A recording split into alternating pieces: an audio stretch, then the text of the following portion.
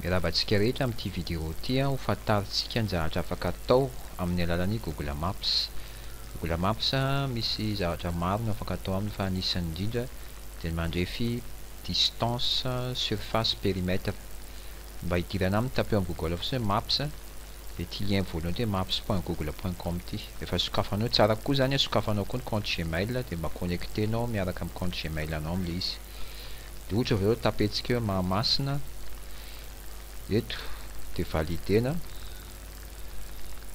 dia fermentsika any ity dia ovaintsika an'ity satellite ity izy mode satellite dia ity fariana nosy ity kendrentsika ho fantarina hoe ahoana no ahafahana mandrefy ny distance, périmètre ary surface.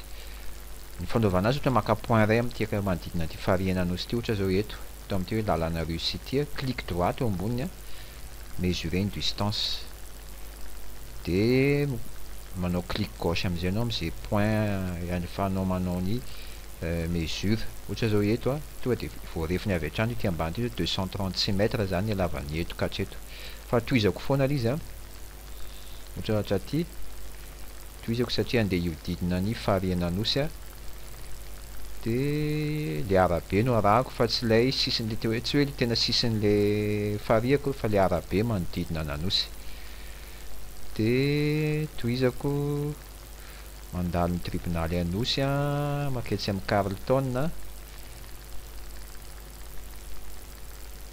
dia hiazo an'le rond point eo akaikin'le iray vilo any amin'ny Knaps, iray vilo aty andeha aty Antsahamanitra dia miklika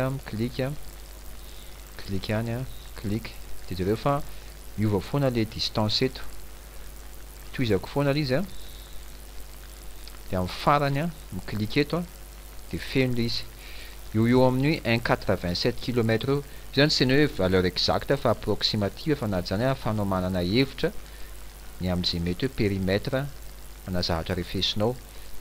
Dia ohatray koa tonga dia vitany automatique ny surface io 222 892,69 mètres carrés, zany hoe manampy anao tsy voatery ohatra zao ihany fa mety hoe terrain ngeza be any akodaoda be any fa hitan'ny Google Maps izy dia ohatray ihany fanaovana azy dia tonga dia sady mahazo surface ianao no mahazo distance.